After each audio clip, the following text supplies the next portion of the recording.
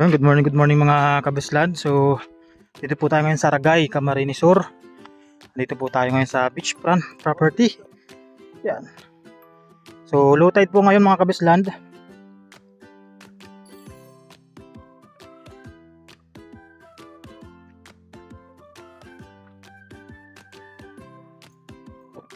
So, ito po 8.2 hectares. So, ito po ay konting ayusin lang naman po dito. Ano po sa side na to para yung beach po ay medyo gumanda. So, meron siyang area ng mga ganito mga kabislan. Tapos, may area din naman siya na yun. Yung halos wala namang siyang yung maganda ng area. So, ito po siya may mga bato-bato na ganito. Hindi naman siya malalaking bato mga kabislan. Napakaganda. And puno-puno po ng mga nyug mga kabislan, makita po ninyo. Mamaya daanan po natin yung taas. So may ganito lang po siyang area. Ito. May ganito po siyang area na medyo pataas. So kaya ito lang po yung kailangan nating i-develop dito mga kabislan. Yan. Tapos hili po yung part na doon. Kasi bumaba kami medyo pahili po siya pa ganun. Tapos pagdating naman doon sa taas, doon naman po yung mga pantayan na din. So ang layo po nito sa proposed barangay road mga kabislan ay nasa more or less 50 meters. So malapit lang naman siya. Ang kaya naman pong ipasok ang sasakyan dito sa property. Yan. Napakaganda nito mga kabislan kasi malapit din po dito yung tinatawag na Quebec, yung Quezon Bicol Expressway. Yan. So mga more or less 300 to 500 meters po yung layo mula po dito. So ayun po dun sa kasama natin. Ang ganda po mga kabislan. Tapos yung part na to, yung part na to, yan, ito yung isa sa mga magandang area din. So hindi naman po ganun kaganda yung buhangin. Hindi siya ganun kaputi pero makita naman po ninyo So okay na din. Medyo relaxing din po yung daloy din naman ng tubig dito. Yan. So banayad po siya. May area din po siya mga kabisland na may mga putik yung tulad po nito. Ito may area po na may mga kasamang putik. Ito. So kaya siguro mura din po itong binebenta ni seller. Kasi ganito nga po siya So hindi siya ganun kaganda yung structure po, yung ng klase po nung pagkadagat niya dito sa gilid, yung beach niya may mga putik-putik din po na may mga part. So may iba naman na walang putik. Yan. Yun kasama po yun mga kabislan, yung yung pataas na yan kasama po yan sa property. So ang ganda ito mga kabislan So 8.2 hectares. So from National Highway mga kabisland. So nag-drive lang po kami ng mga 20 to 25 minutes papunta dito sa property. So madagdag lang po tayo ng mga ng 5 minutes para sa town proper naman ng Ragay, Camarines Sur. So yun. So 30 minutes nasa Ragay tayo town proper. So malapit lang naman mga kabisland. So sa kuryente, may mga kuryente naman po dun sa pasok doon sa upland na natin sa taas. May kuryente din po doon. Sa tubig ganun din, may mga bukal naman po dito. Napakaganda. Yan may mga puno ng kawayan, may mga saging. So videohan din natin po yung upland Yan, so bali ganito po mga kabislan yung structure ng lupa dito So ito po yung medyo hill po ito. Taas na to. Kita naman po ninyo. Puro niyog po yan. Saging. Yan, napakaganda. Siksik na siksik po sa niyog. Tapos mga kabislan, ito ay medyo pantayan. Area na to. So may mga lukad nga po dito. Tapos dagat na po yun. So medyo mataas po yung param dito. Sa kanto na to. Pababa po yan. Tapos dagat na siya. Yan, dagat na yan. Ang ganda niya So kung magtatayo po kayo ng bahay dito, overlooking siya. So napakaganda rin po mga kabislan. So akitin po natin. So ito po yung niya So, packet po kami ngayon mga kabesland.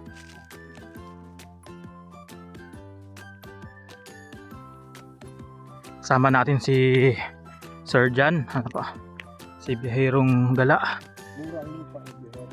Mura ang lupa by Biyahirong Gala.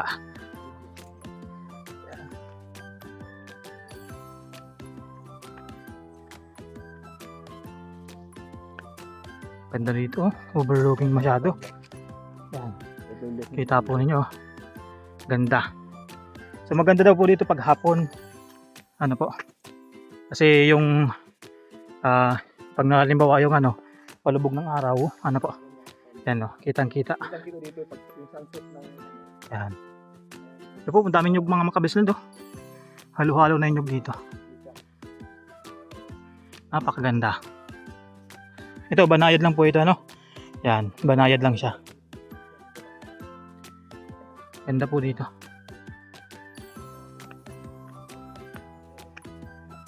So, sa mga kabisyan natin dyan, naghahanap ng farm lot. So, yan. Pwede nyo itong i-consider, ano po. So, may farm lot na kayo. May beachfront property pa po kayo, ano po. Sobrang ganda. Yan po, medyo slow po dito. So pag nandiyan na tayo sa taas, halos pantayan na po dyan.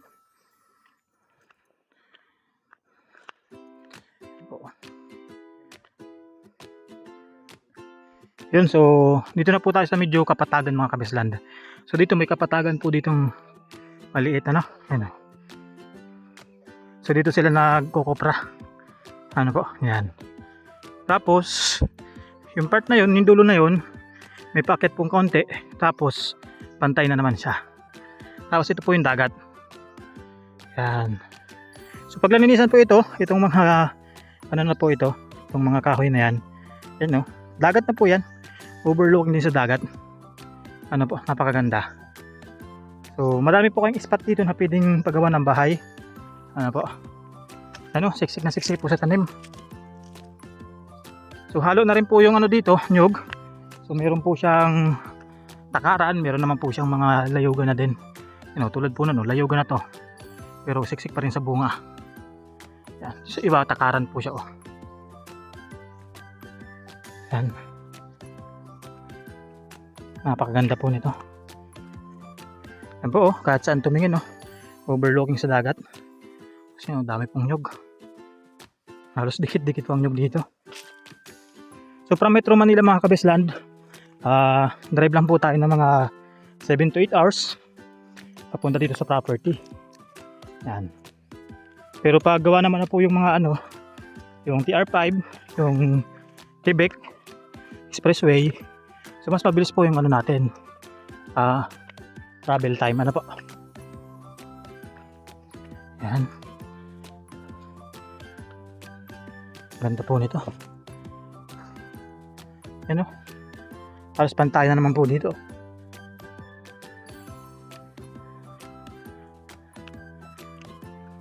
Napakaganda.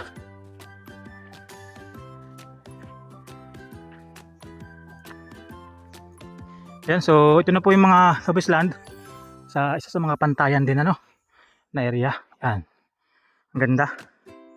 So yun po yun dinadaanan po nung kasama natin. Yan. So pagtaas dyan, pantayan na po yun. Pero dito sa area na to, yan kita po ninyo, halos banayad na lang po yan punong-puno po ng nyog. Maganda. So walang tapon po sa property na to. So puno lang nyog, may mga saging, may mga fruit bearing trees. Tapos yun, may dagat po tayo. Yan. So kung gusto po ninyo mag fish pond, pwede. Po? Alimango, pwede rin. Gawa lang po kayo ng fish cage sa dagat. Yan.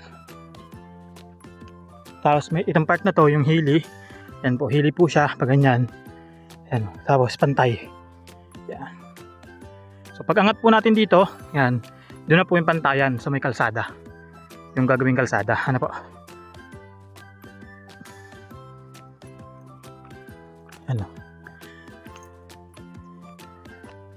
Ganda.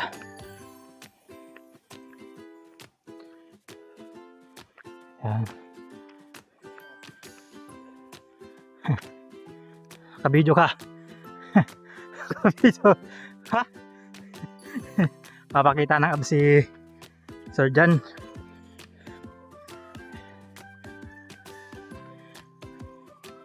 Kasi pack up na daw po siya eh. Yan o. Ayun. Lapit na tayo. Ayun. Ayun.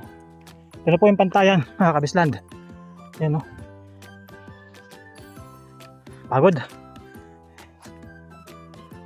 So may mga taho, Indian mango, may mga lokban, I mean langka. Ano? Oh. Yan po yung mga nyog.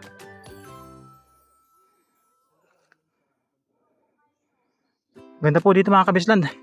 So ito pantayan na po ito. Ano? Yan. Pantayan na po yan. Yan po, ang daming nyo, ano, mangga. Yan. So, puntahan natin yung proposed road. Papunta sa isang barangay. Yan. Pantay na po dito mga kabislan, no? Ganda. Yan. So, ito po yung proposed road. Yung kalsada na to. Papunta sa ibang barangay. Ito siya oh. Yan. Hindi nadaanan ni Kuya. Yan na po yung proposed project. So, hindi na po pala kasama tong malaking mangga na to sa property. Yan. So, sa unahan po nito, ginagawa na po yung kalsada. Po. Yan po, pantayan na po dito. Yun lang po talaga sa may dagat ng medyo hili pero punong-puno naman po ng tanim. Yan. Tapos ayun po dun sa kasama natin kasi nagtatrabaho po siya sa munisipyo. Yan po ano. Yung may plug doon, tingnan po natin. Yung may mga plug na po yun na bukid. Yung may mga plug doon, yun. Ito may puno na to, puno. Yan. Nandun po yung Quebec Quezon Bicol Expressway. So, yan, ilang meters lang po yung layo niyan dito sa proposed na barangay road. So, mas malapit na po yung travel time, ano? Mas maiksi na. Maganda. So, hanggang dito na lang tayo mga kabisland. Kung meron man po tayong di nasabi na importanteng information, ano? So, yun. Pwede nyo pong itanong sa akin, ano? So, bago ko pala tapusin mga kabisland, so may mga kabahayan dito. Yan, so meron po sila ditong piso wifi, ano po, sa malapit lang, ano, siguro mga 100 ano po, meters galing po dun sa property. So yan po yung ano nila, yung wifi ano nila, provider. So P2P po yan. So yung likod po nito, actually yung likod po nito property na yan, property na po dyan. Yan, so may mga signal na rin po, ito may mga linya ng kuryente. So maganda po at kompleto na rin naman po sila dito sa area na to. So sa tubig dito po dito, bukal. Kaya nga po bumili po kami ng ice tubig, napakasarap po ng ano, fresh na fresh. So nayon po yung ano niya, yung mga poste po ng kuryente. So dito po yan, dire-diretso po dyan yung poste ng kuryente kasi ito po yung proposed na barangay road. Ito siya, dire-diretso po siya. So sa unahan po nito, yan, yun papunta po doon, ginagawa na po doon kasi yun po ay pabalik sa highway. Ano po, ginagawa na yun. Napakaganda po dito. Marami rin po itong mga bahay. Pero hindi man po kasama yan sa property mo, mga kabisland. Hindi yan kasama. So yun, hanggang dito lang tayo mga kabisland. Ingat po palagi. And God bless po sa lahat.